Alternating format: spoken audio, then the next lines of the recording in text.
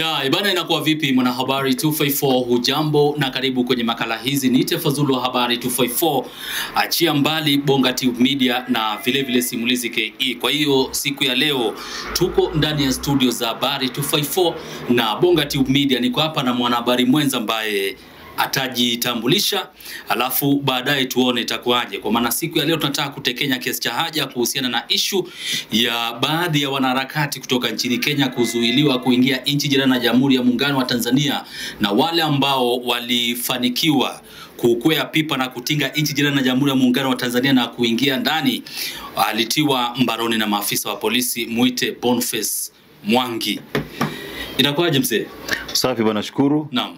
Maumivu kidogo tu ya macho ndio sababu watazamaji wanashindwa ni nani huyu mzee. Aha. Kwa hiyo baada ya kufanyiwa mawili matatu ili kuwa sawa kutokana na kile ambacho tunaita utaratibu wa kupata nafuu.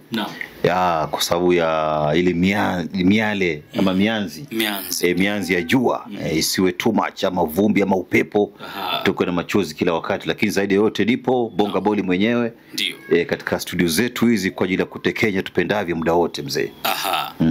Bana, kuna vitu vingi ambavyo vinafanyika nyuma pazia Afrika Mashariki. Kuna wale wanaharakati ambao waliukwea pipa na kutinga nchi jirani na Jamhuri ya Muungano wa Tanzania hapo. Wa kwanza alikuwa ni Martha Karua na wenzake wawili ambao walizuiliwa katika uwanja wa Julius Nyerere jijini Dar es Salaam. Alafu baadaye maafisa wa uhamiaji wakawaweka kwenye ndege ya KQ kurudi nchini Kenya.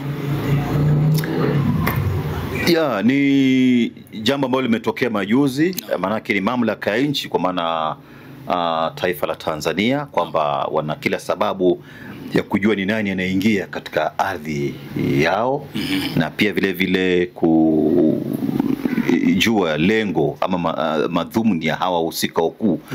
Unajua katika port of entry unajisajili wewe ni nani, umetoka wapi na lengo kuu ya wewe kuingia katika taifa husika. Ya, iwapo unarudi nyumbani kama mwenyeji, sawa, umetoka wapi lazima.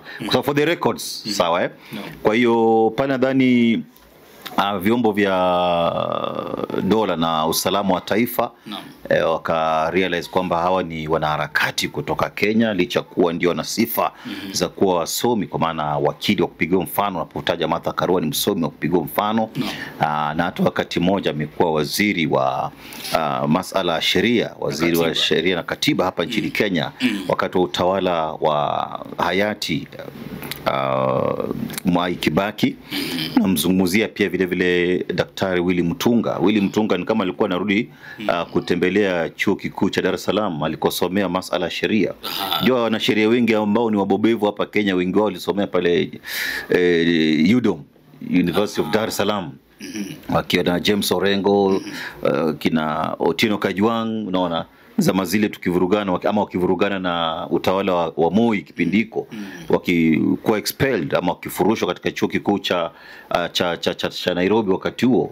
Kipindiko Moi alikuwa ndiye baba na mama, alikuwa ni mungu fulani katika taifa la Kenya, unaona kitu ambacho kwa sasa Tanzania bado wameikumbatia. Manake rais kipindiko hapa nchini Kenya ilikuwa ni unamwabudu tu, yani unamsifu, yani alikuwa anasifiwa zaidi ya Mungu muumba, unaona Kwa hiyo yule ni retired chief justice,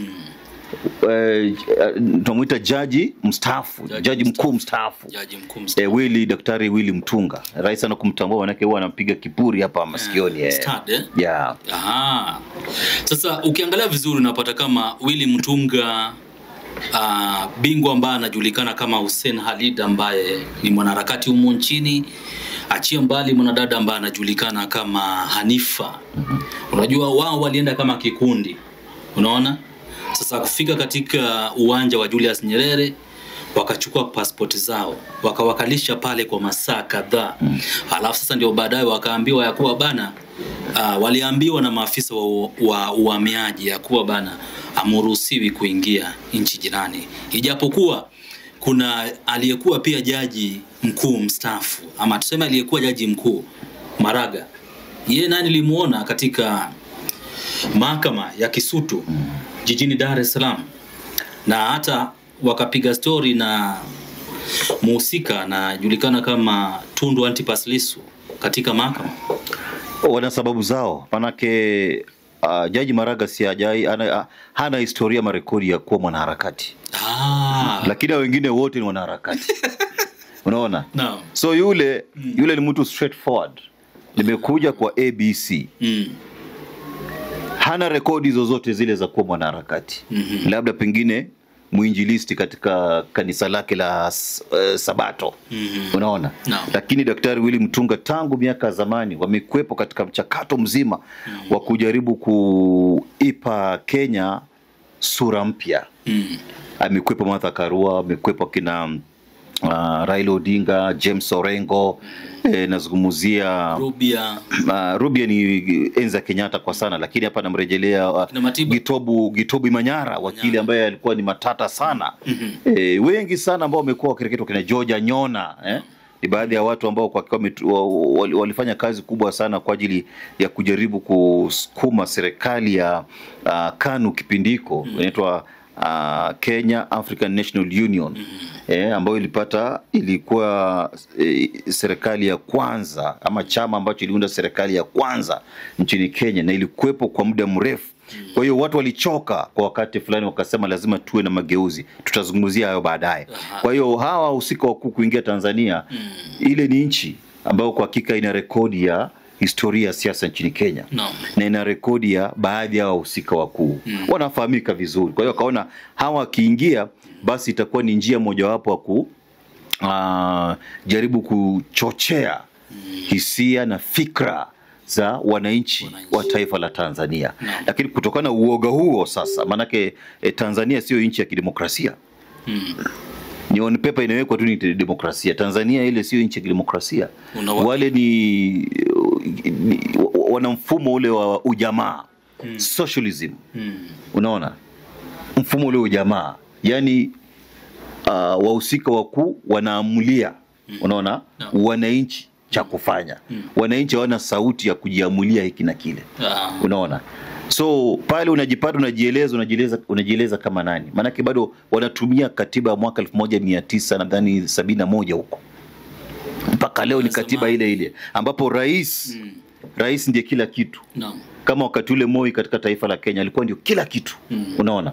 Anaweza kutoa ardhi, aligawa sana, Moi aligawa sana ardhi nchi hii na hata akajinyakulia, unaona na mambo mengi sana. Kwa hiyo wakarealize hawa hawa viongozi ama wakereketo ambao wameingia katika taifa hili hatawaruhusu kuja hapa, manake kuna kitu inaitwa athari ya kuwaruhusu kuja na kukutana na bwana Tundu Lissu, na pia vile vile kujaribu kukutana na wale mawakili na baadhi ya wanasiasa wa upinzani nchini Tanzania. Sasa itakuwa ni kama kuamsha vuguvugu la mapinduzi katika taifa hili. Kwa hiyo wakaona kuchukua tahadhari kabla ya hatari ili kuwarudisha pale katika anga tu Kambarage Nyerere. Ikabidi sasa wafanye nini? Warudishwe nyumbani. Lakini sasa tujui Boniface Mwangi labda pengine nadhani alitumia barabara tu. Kabla tuingilie issue ya Boniface Mwangi kupenya, kwa maana alikamatwa katika hoteli ya Serena jijini Dar es Salaam, ningependa kujua kwa mtazamo wako, unadhani kuna ile hali ya serikali kwa katika ile nafasi ya kuhofia wananchi kupevuka kiakili? Hilo ni jambo la msingi, manake kwa hakika lazima wahofie. Unajua unapokuwa mamlakani na unapata shinikizo kutoka sehemu mbalimbali, lazima kwa vyote vile uingiwe na mchecheto mzee, unaona? Kwa hiyo Chama cha Mapinduzi muda wote tangu enzi za hayati Kambarage Nyerere, hata Nyerere mwenyewe aliona akajipogoa akaachia ngazi na kuruhusu ujio wa vyama vingi miaka 90 sawa na Kenya toka wakati huo. Na katika taratibu hizo, kazi kubwa ya serikali ama chama tawala ni kuprotect ama kulinda uongozi. Na ndicho jambo ambalo wamefanya kwa miaka na mikaka. Na sasa vuguvugu ama mawimbi haya ambayo yanakuja kwa sasa, bila shaka inawatia hatarini. Na kuna watu ambao wameishi kufyonza ama nufaika na uwepo wa CCM ama chama tawala kwa sababu ya kulinda maslahi binafsi. Hapa narejelea baadhi ya wanachama, na rejelea pia vile vile baadhi ya wajumbe ambao wana interest fulani. Hii ndio rangi yao, hii ni kijani na njano na nyeusi pia, unaona. So unawakilisha vizuri. So, ni kitu ambacho kidogo kitazama kwa jicho la tatu mzee. Lazima watafute namna ile ya kuzuia jaribio lolote lile ambalo linaweza leta mtafaruku katika taifa husika. Na ndio sababu wanapoketi na kutazama kwa jicho la tatu wanasema tusipowazuia watakuja kuvuruga. So lazima watumie vyombo vya dola, idara ya usalama kama wale majasusi, polisi wa kupambana na fujo na wale makachero na kadhalika kwa ajili ya kucontain. Lakini sasa swali ni je, mpaka lini? Manake ujauzito siku yake inapofika, kwa vyote vile lazima mwanamke atajikopoa tu. Kwa hiyo ni kitu ambacho Watanzania wenyewe chini ya maji wanajaribu kuisukuma. Wapo ambao wanaunga serikali mkono na wapo ambao wanaona wakati umefika sasa tuwe na mabadiliko kiasi cha haja ili tuweze kusonga mbele. Maana wengi kwa hakika, mimi nimeingia Tanzania, watu wengi wanaishi katika kwa uoga. Huwezi kukosoa serikali moja kwa moja, huwezi ukafanya hili na lile, mambo ya msingi ambao labda pengine katika Jamhuri ya Kenya ni jambo la kawaida, unaona. So wanaishi katika uoga fulani. Wapo kwa vyote vile watajieleza ama watatamani kuwepo na mabadiliko ya kikatiba ili kuwaruhusu kupiga hatua katika mambo kadhaa ambayo itawasaidia kama taifa.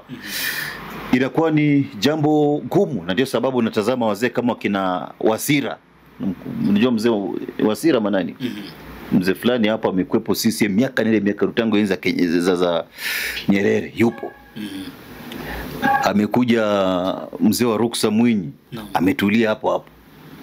Ameingia Kikwete, ameingia Mkapa, Kikwete yupo. Magufuli akampa opportunity. Leo mama yupo, yeye bado yupo tu. Unafikiri mzee kama yule anaweza kuwa na nia ya kumshauri rais aachilie sasa? Haitakuwa ni ngumu, kwa sababu wamezoea utaratibu fulani. Wanataka kuendelea kuongoza watu kwa fikra, fikra za jadi. Unaona, dunia imechange mzee.